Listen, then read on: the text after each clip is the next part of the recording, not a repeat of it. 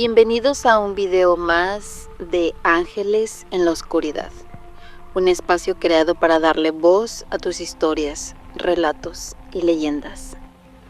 Octubre ya está aquí, llenando el ambiente de misterio y terror.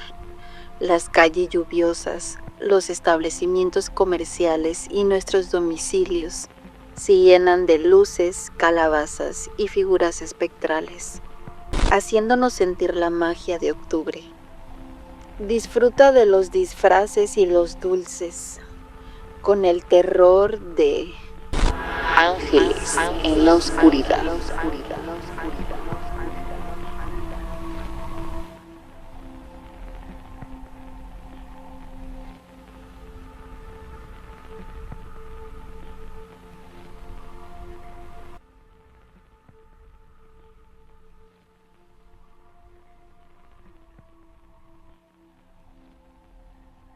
Todo el mundo en el pequeño pueblo de Red Hollow conoce la historia de la última casa al final de la calle Hollow.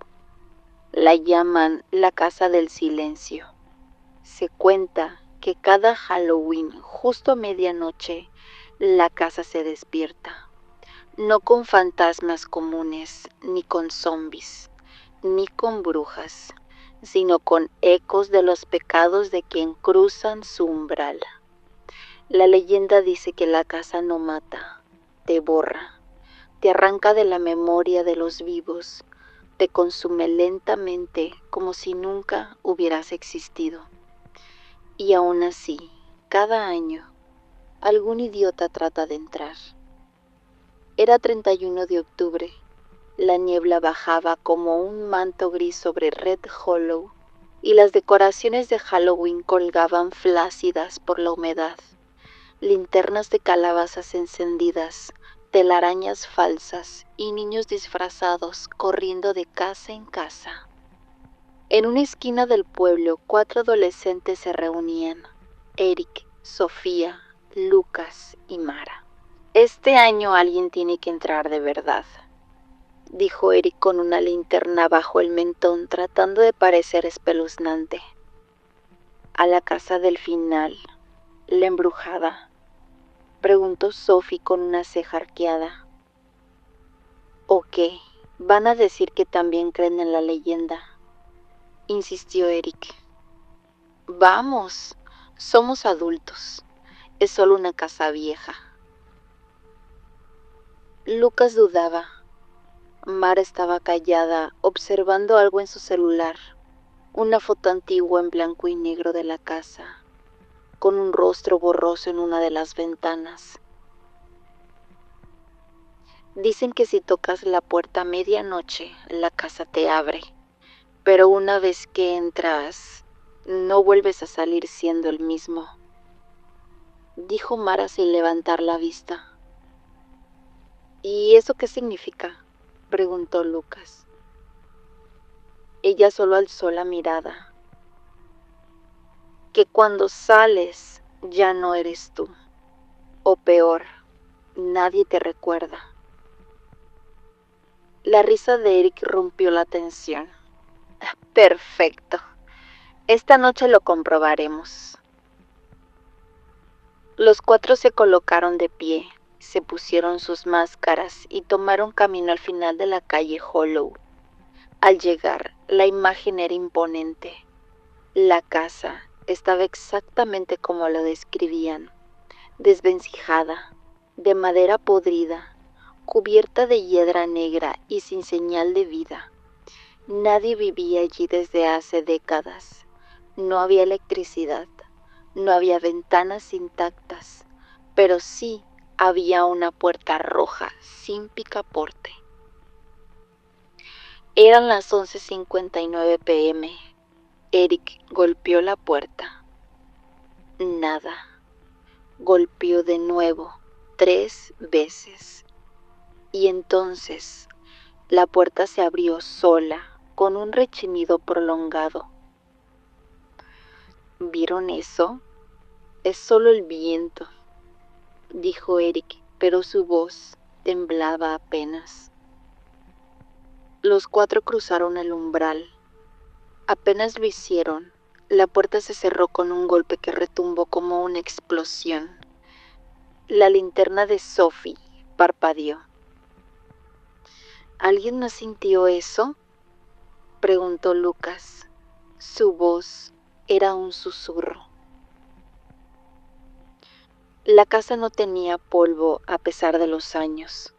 Estaba limpia, como si alguien hubiera vivido allí hasta hace poco. El aire tenía un olor metálico como sangre seca. Un reloj de péndulo marcó la medianoche.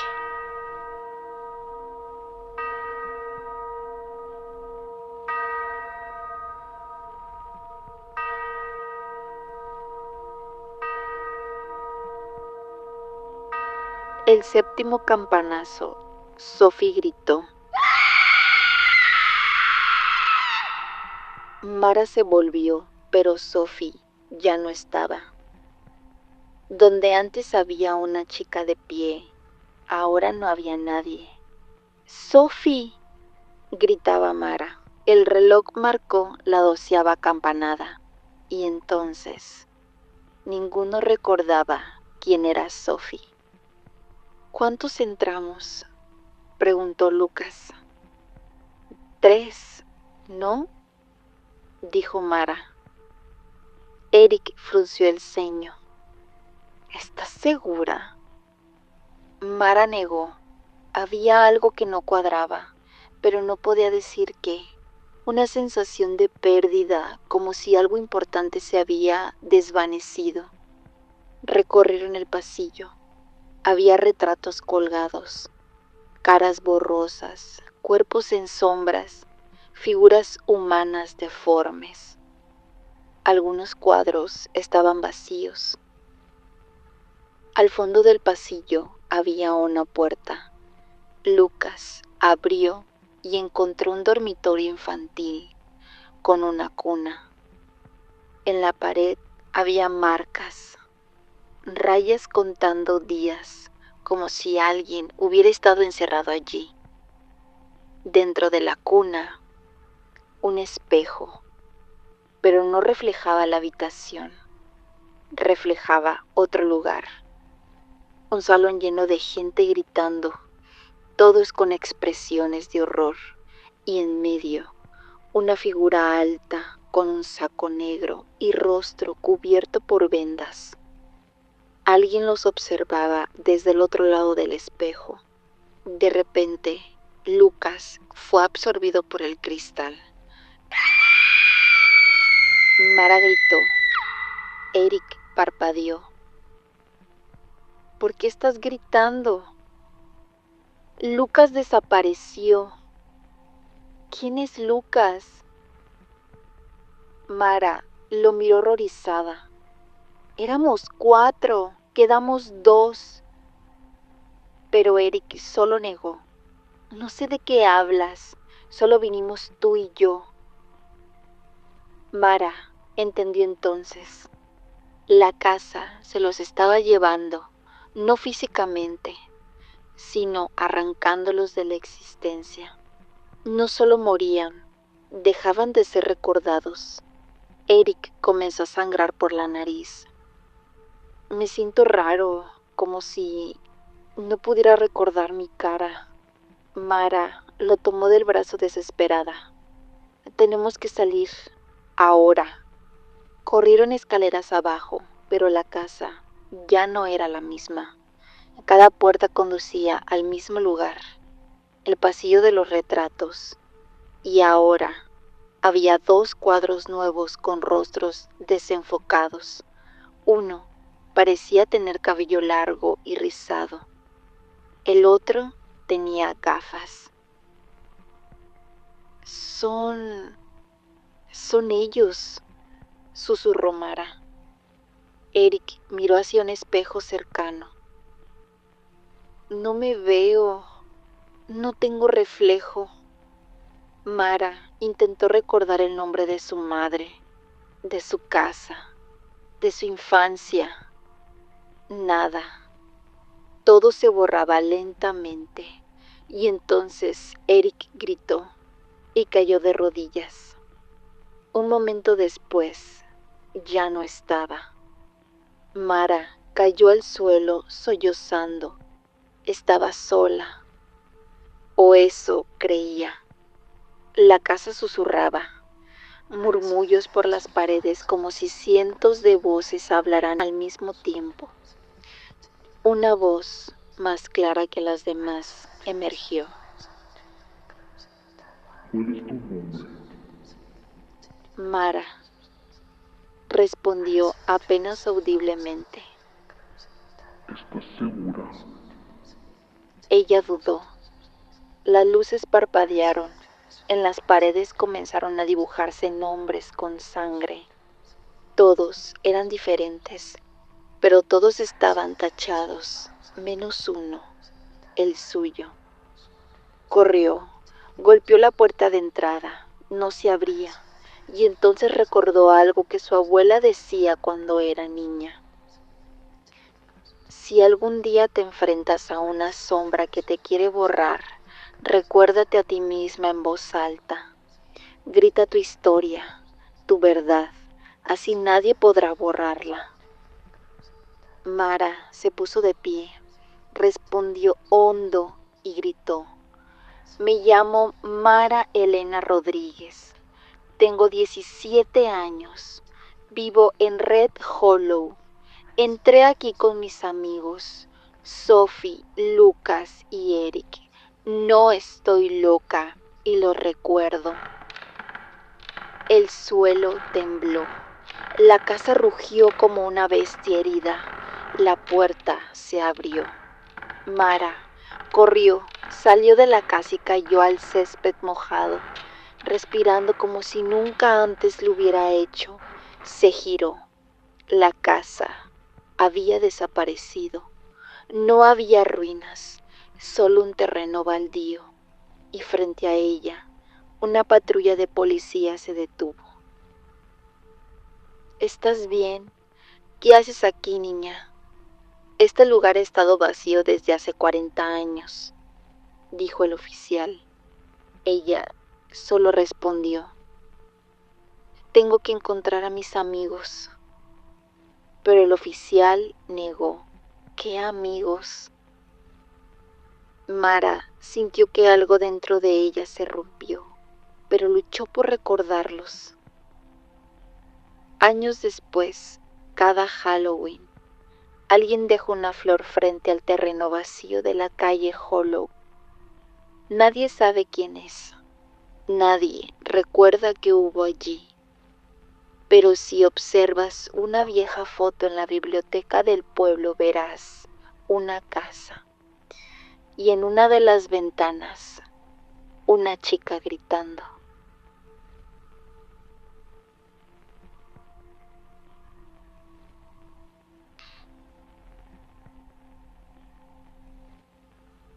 La desgracia que le sucedió a Joshua cuando niño fue tan aterradora que prefiero no recordarla. Los pormenores de la muerte de su madre permanecen como un recuerdo completamente vago, clausurado y bajo 7 llaves en algún cajón recóndito de su memoria. Joshua sabe que abrir semejantes recuerdos sería tanto como entrar en un hoyo negro, navegar en él con peligro de ser tragado y sucumbir en la locura. Ha escuchado que todos llevamos en las constelaciones del cerebro algún hoyo negro como el suyo, y hacemos lo que sea por mantener nuestra conciencia lo más alejada de él. Hay quien les llama nuestros demonios, y también hay quien sostiene que desde la penumbra en que se hallan, de algún modo marcan el tipo de persona en que nos convertimos. Incluso, tarde o temprano, emergen de esas profundidades para causar estragos. Joshua sabe de algunas personas que se aventuraron a tomar las 7 llaves y abrir tan tenebrosos cajones. ¿Cuánto valor se requiere para adentrarse en esas tinieblas y revivir el dolor de eventos tan terribles como el que Joshua vivió. Los valientes que se atreven y lo soportan, al final se sienten liberados de las tremendas cargas que por tanto tiempo llevaron a cuestas. Lo viven como un auténtico renacer. En alguna ocasión Joshua tuvo la oportunidad de enfrentar sus demonios, pero le faltó determinación. Si algún día se armara del valor necesario, tendría que remontarse a aquel invierno de su infancia en que, a causa del extremo frío y los muchos padecimientos, su madre sufría en el camastro. Reviviría la angustia de no saber qué hacer a sus 5 años. Lo atormentaría de nuevo la ausencia de su padre que, como cada viernes, jugaba cartas en la taberna con sus amigos luego de terminar su turno en la estación de bomberos. Enciende el calentador. Escucharía la débil súplica de su madre. No sé hacerlo, respondería nervioso. Papá me prohibió tomar esa llave. Y de inmediato lo agobiaría, como en esa ocasión, la duda, la ansiedad, y resonarían interminablemente en su cabeza los quejidos cada vez más apremiantes, aunque cada vez más débiles de su madre. Por favor, hijo, solo abre un poco la llave del gas y enciende el cerillo. ¿Qué hace un niño ante dos situaciones igualmente graves que se le presentan como disyuntiva? Correr el riesgo de manipular fuego y gas sin saber hacerlo, o esperar rechazando con la esperanza de que las cosas terminen bien por sí solas. Esa noche helada, Joshua sollozó atormentado. Lloró impotente sentado en el piso del corredor, implorando 1 y 1000 veces que su padre llegara. Víctima de hipertensión arterial, artritis, dolores reumáticos, osteoporosis, su madre no paraba de quejarse en la habitación helada. Joshua temblaba al ver sus manos enjutas, temblorosas, y esquivaba la mirada de aquellos ojos secos. Aún con eso, el peor de sus males amenazaba directamente con colapsarle el corazón. Ya antes se había presentado semejante eventualidad, aunque no tan grave ni en viernes. El padre siempre estuvo ahí a tiempo para hacerse cargo. De decidirse, Joshua recordaría cómo pasaron los minutos y las horas. La madre gimoteaba exhausta, su voz perdía el aliento. Él no soportaba más. Se acercó decidido y giró la llave, pero al abrir la caja de cerillos la encontró vacía. Corrió a la cocina y se apresuró a acomodar una silla para alcanzar la alacena en busca de otra caja. No la encontró. Movió bolsas, cajas y frascos. Nada. La estufa. Bajó de un salto y encendió la hornilla. Hizo una rápida inspección de la cocina. Halló un periódico, le arrancó una tira, la encendió hecha rollo y con ella avanzó hacia la habitación. Justo antes de entrar irrumpió el estruendo y la gran llamarada. Joshua cayó al piso. El fuego comenzó a devorar rápidamente cortinas y muebles. El instinto lo hizo correr aturdido y tembloroso hasta la cama de su madre. «Mamá, mamá», la llamaba angustiado. «Levántate, vámonos». Se cansó de estrujarla. Ella no hacía más que mirarlo. Los ojos, la boca muy abiertos. El humo llenaba la vivienda, escapaba por rendijas, ventanas. Joshua echaba mano de sus fuerzas infantiles en un intento desesperado por sacar de ahí a su madre. El fuego lo rodeaba, Mas él no desistía en su propósito, hasta que un jirón en llamas se desprendió y le cayó en la espalda. Desistió de su intento y corrió tosiendo en busca de la salida. Se desplomó sin encontrarla. Al despertar en el hospital, se enteró de que su padre lo había salvado. Por eso Joshua alcanzó la juventud abrigando sentimientos contradictorios hacia él. Lo amó por ser su padre, apreció que lo hubiera rescatado de las llamas, pero también lo odió por haberle impedido irse con su madre. Preferiría haber muerto antes que vivir con la culpa que anidó en su ser aquella noche. Su padre nunca quiso decirle en qué estado la sacaron. Tampoco lo dejaron acercarse al ataúd, pero ha escuchado que en los incendios la gente suele morir carbonizada o derretida como muñecos de plástico. En sus tiempos de preparatoria, Joshua acompañó a uno de sus amigos al rancho de la familia. Tras una jornada de desmonte, se prendió fuego al montón de arbustos y ramas secas. Ante la pira quedó absorto, hechizado por el crepitar y el chisporroteo. Tiró al centro su camiseta sudada y la vio consumirse. Imaginó a su madre en medio de las llamas. Sintió el impulso de acercarse. «Tú me la quitaste», murmuró. Una extraña obsesión por el fuego convirtió a Joshua en lector asiduo de diarios, siempre en busca de noticias relacionadas con incendios, explosiones y accidentes ígneos.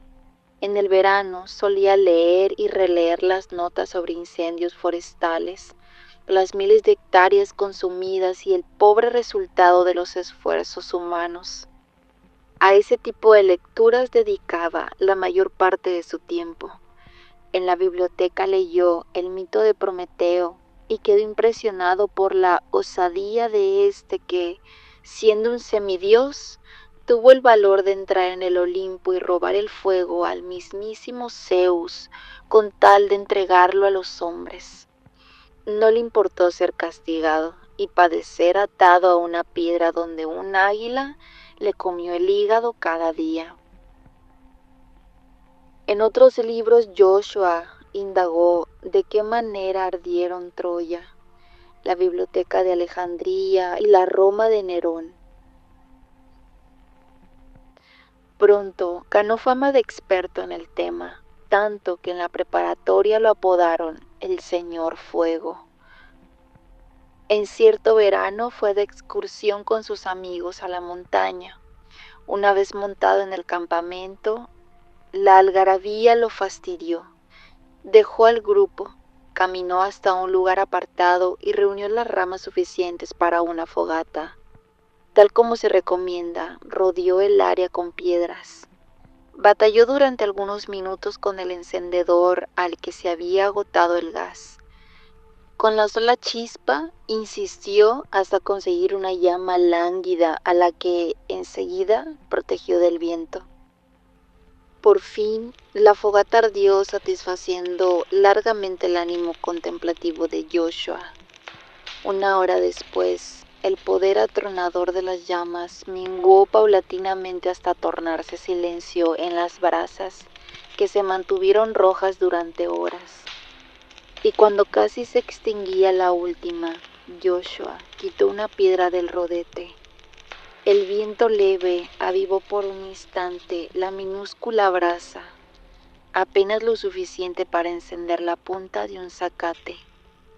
La brasa se apagó, pero dejó en el tallo delgado un punto rojo que avanzó lento, consumiendo las hojas pequeñas. Así se reencendió la minúscula llama que fue creciendo al pasar a otro zacate, a un tallo, a una rama, e inició el fuego en el bosque. Tras de sí, el crujido crecía y crepitaba. Rodeó el campamento antes de llegar, de modo que sus compañeros no lo relacionaron con el incendio. Llamaron de inmediato al puesto de emergencias. Cuando bomberos y rescatistas arribaron, el fuego ardía sin control.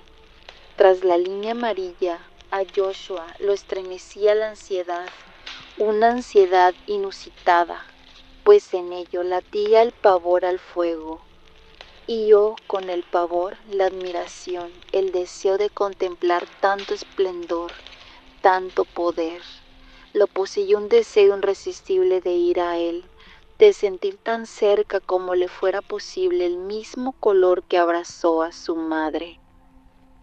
La excitación de Joshua duró 3 días, los mismos que tardó en aplacarse el fuego del bosque. El recuerdo no dejaba de asombrarlo, solo de recordar que una chispa insignificante y una brasita lánguida se habían traducido en varias miles de hectáreas carbonizadas. El esfuerzo de cientos de bomberos y rescatistas con toda su experiencia y equipamiento pasaba de insignificante. Si el fuego cesó, fue solo gracias al equilibrio impuesto por el viento que cesó y la lluvia que descendió como un conjuro. Se sabe que una persona con un defecto mayúsculo en ocasiones, para contrarrestar lo malo en él, sublima su energía encauzándola de manera constructiva. Se dice también que llevada por sus conflictos, una persona puede convertirse en aquello que más odia. Algo parecido sucedió a Joshua, quien, tan pronto murió su padre, ingresó al cuerpo de bomberos. Ahí, gracias a su temple y arrojo, ganó admiración y reconocimiento en poco tiempo. Lo más notable de su popularidad se debió a las amenas charlas que ofrecía en escuelas, iglesias y orfanatos, al grado que Mariana, una estudiante de preparatoria, deslumbrada por el carisma del joven bombero, no descansó hasta conquistar su afecto. Las jornadas de guardia en la estación, no obstante, imponían una rutina monótona. Las escasas salidas no daban para mucho. Ancianas encerradas, gatos atrapados en el drenaje, niños que trepaban en un árbol y el pánico les impedía bajar. Las prácticas en el campo de adiestramiento tampoco lograban entusiasmarlo. Apagar un fuego controlado de antemano le producía la sensación de domador que lidia con un tigre domesticado. Los simulacros lo hastiaban. Joshua añoraba cada día con más fervor el momento en que pudiera verse cara a cara con el fuego indómito, el que se alimenta de su propia furia. Ansiaba desafiarlo con insolencia, sentirlo por los 4 flancos, vérselas con él en su propio seno. Por eso, al dar sus pláticas, algo lo intranquilizaba. Cimentada su pasión en enfrentar el fuego, sus argumentos y demostraciones terminaban en consejos y recomendaciones para anular tales oportunidades. La boda del señor Fuego con la linda chica recién graduada fue un acontecimiento en la comunidad y trajo días venturosos a la pareja. Tendremos hijos lindos, decía Joshua a Mariana y la besaba. Las jornadas en la estación, no obstante, acentuaron la rutina y en ella germinó el tedio. Por lo demás, el amor colmó la vida de los esposos, aunque no más allá de lo que tardaron en descubrir su ineptitud procreativa. Por tu culpa no tendremos hijos, reprochaba ahora Joshua a Mariana. Como único consuelo, Joshua volvía a las escuelas con sus charlas, aun cuando los disgustos de su joven esposa se multiplicaban detonados por los celos. El ánimo apesadumbrado lo condujo a las tabernas. Poco a poco lo atrapó la rutina de los viernes. Los problemas del trabajo se mezclaron con los de la casa y viceversa. Discusiones, gritos y algunos insultos se volvieron moneda de cambio en el hogar. El incendio de una ferretería acaeció en su día de descanso. Joshua, que a media mañana pescaba en la laguna, fue llamado, dada la magnitud del siniestro. Se hablaba de varias explosiones y numerosas víctimas, una desgracia jamás vista. La excitación le llenó los sentidos, la ansiedad lo sacudía, mas la demora natural y el largo trayecto solo le permitieron llegar a apagar ventanas y maderos ahumeantes. Regresó agobiado por una especie de frustración que le duró días. El viernes dejó la taberna solo para ir a maltratar a su mujer. Terminó por golpearla, lo que marcó el declive definitivo en la relación. Los meses siguientes Joshua se dedicó con esmero a sus charlas, indiferente ante los celos de Mariana, y el entusiasmo invertido en ello fue tal que un grupo de niños se encariñó con él. El fuego suele ser un elemento al servicio de los humanos, les decía, si se le trata con prudencia, pero si se trata con negligencia o se le deja solo, se convierte en un monstruo al que mueve una furia descontrolada, ansiosa por acabar con todo lo antes posible. Hacia el fin de curso los niños organizaron una fiesta. Anita, la hija del empresario más próspero en la ciudad, anunció que sus padres, deseosos de halagarla por sus buenas notas, dejarían a su disposición la casa entera, de modo que la fiesta podía durar hasta el día siguiente. Abrígate bien, recomendaron a Anita a sus padres antes de partir a su casa de campo. A su llegada, los niños se impresionaron con aquella casa que no conocían por hallarse a las afueras de la ciudad, una auténtica mansión, de aspecto antiguo y con amplios jardines al frente.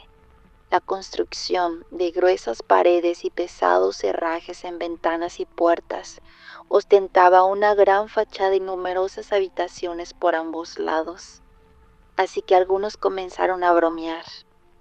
¿Crees que esté maldita o solo encantada? ¿Estará habitada por demonios o solo por fantasmas?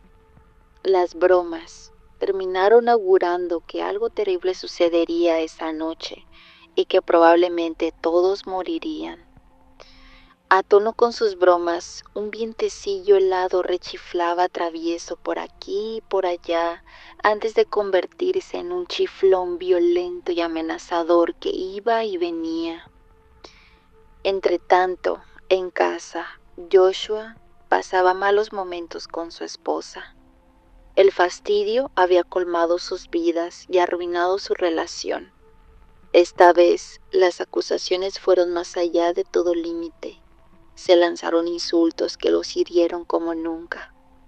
A los primeros golpes, Mariana corrió hasta la cocina y empuñó un cuchillo. En el forcejeo, él acertó 3 bofetadas, pero ella respondió con 2 estocadas, en el costado y en el brazo. Mariana dejó el hogar y en él a su esposo desangrándose. En alarde de fortaleza física, Joshua se sobrepuso a la situación. Paseó una botella de alcohol llevando el chorro de una herida a otra. Luego las vendó. Se recostó y permaneció contemplando el entorno de su habitación. El balance reprobatorio de su existencia le dejaba en la boca un sabor acre y la insoportable incomodidad de estar solo consigo mismo. Su vista quedó fija en la esquina donde se hallaba el calefactor de gas. Reparó en el frío del exterior. Entonces irrumpió en su mente un pensamiento que lo estremeció. Mamá padecía a causa del frío, se dijo, y murió calcinada. Se hallaba absorto en esta contemplación cuando una falla en el suministro de energía eléctrica dejó todo en tinieblas. La presencia del fuego cobró relevancia, la calidez lo abrigó. Un viento frío filtrado por la rendija lo llevó a fantasear que la flama del calefactor se apagaba. Entonces no haría falta más que esperar unos minutos, quizá sentir un poco el frío tal como lo sintió su madre, arrancar al encendedor la más ínfima chispa y listo. Un manto de fatalidad lo cubrió, el tedio en el trabajo, el matrimonio arruinado, la paternidad frustrada. Lo embargó un deseo intenso de acabar con todo. Por otro lado, en la fiesta de Anita, los niños habían aprovechado la inmensidad de la residencia para jugar escondidillas. Bailaron, cantaron y luego merodearon. Apenas oscureció, se abrigaron y salieron al jardín con sus globos de Cantoya. En la lejanía habían aparecido desde hace rato algunos nubarrones que se arremolinaban. Los vientos cambiantes llevaban y traían un tufo helado, como el anuncio de una tormenta que no se animaba a llegar. Aprovecharon para soltar sus globos que se alzaban como luminosas ofrendas a la noche. Uno tras otro los vieron elevarse y perderse en la violenta lejanía. El entusiasmo los poseyó en cuanto Anita trajo el último de sus globos, el más grande, laboriosamente decorado. Varios niños se ofrecieron para detenerlo, deseosos de contribuir de alguna manera a aquella ofrenda tan especial.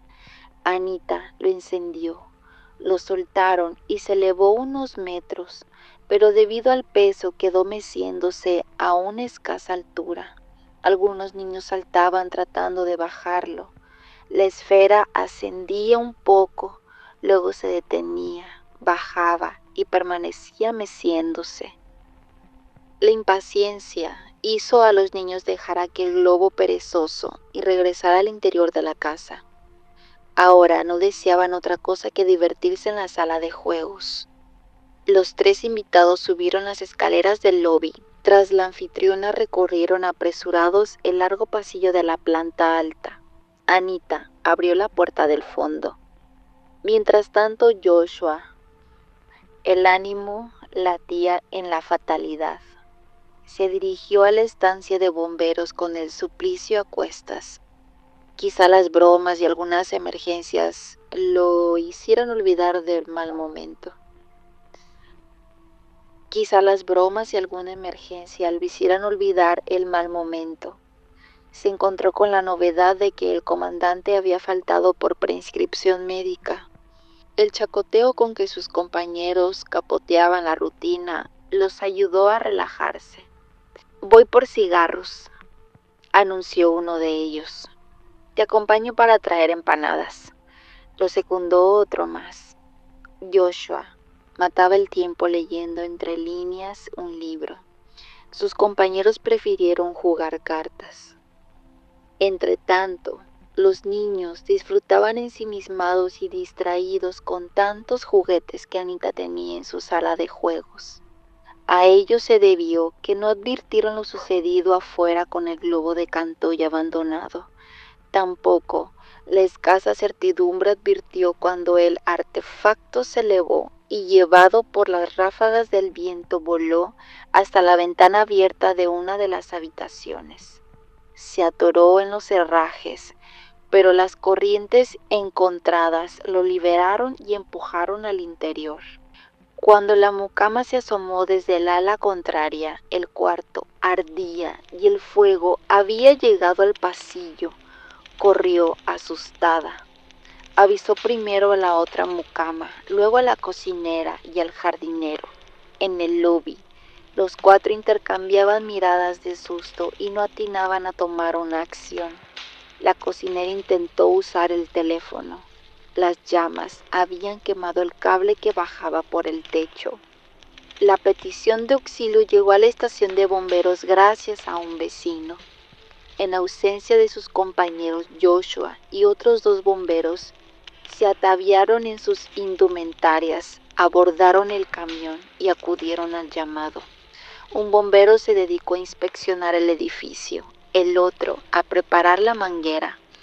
Joshua entró por la puerta principal. Los sirvientes iban y venían ansiosos. ¡Salgan!, les ordenó. Ellos transpusieron la doble puerta y salieron hasta el jardín. Joshua cerró ambas puertas. De cada una corrió el cerrojo. Del lobby subió por las escaleras a la planta alta. Entonces escuchó en el fondo del pasillo a los niños que gritaban y lloraban desesperados. El fuego se había extendido a varias habitaciones y avanzaba por el corredor consumiendo cortinajes, alfombras, muebles y cuadros. El Señor del Fuego observó el pasillo en llamas, lo contempló con calma, avanzó hacia él con un paso firme, lo atravesó sintiendo el calor envolvente, soportando algunas quemaduras. Entró en la habitación donde se inició el fuego, cerró los herrajes de la ventana y volvió al pasillo. Llegó al fondo. Señor Fuego, por favor, suplicaban los niños. Sácanos de aquí. Inspeccionó la amplia sala de juegos y les ordenó entrar. Los hizo reunirse en el centro, junto a muebles y cuadros que dispuso en círculo. Luego arrancó pesadas cortinas que extendió encima a manera de techo. Los cuchicheos nerviosos bajo el cortinaje oscilaban entre la confianza y la incertidumbre. Esperaron minutos eternos. Nadie osaba siquiera asomarse. Joshua se despojó de casco y chaqueta. El crepitar del fuego lo rodeaba todo. A lo lejos se escuchaban algunas voces. Se cubrió con un par de cortinas, abrió la puerta y el fuego del pasillo vino a su encuentro. Joshua experimentó un alivio largamente anhelado en cuanto las cortinas ardieron. El fuego se extendió al interior de la sala. Señor Fuego, ¿qué pasa?, clamaban los niños. La figura ya ardiente del bombero se aproximó. Mamá, balbució. Ahí están los hijos que no tuve. Ven por ellos. Señor Fuego, ayúdanos. El calor lo envolvió todo. El crujir tan cercano arrancaba a los niños alaridos espeluznantes. Joshua, Señor Fuego. Ven por ellos, mamá. Ven por mí. Ya no quiero estar solo. Cuando en la sala no quedaba por arder más que el montón del centro, la figura incendiada de Joshua irrumpió en el escondite de los niños. Los abrazó amoroso. No escuchó sus gritos ni vio el pánico en sus ojos. Los sentidos lo abandonaron en el umbral del encuentro con su madre.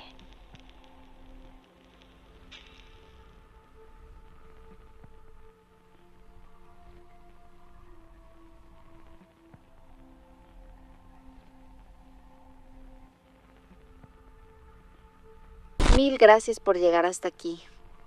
Si te gustó, regálanos manita arriba, suscríbete, activa la campanita de notificaciones y déjanos tu comentario, tus historias y sugerencias.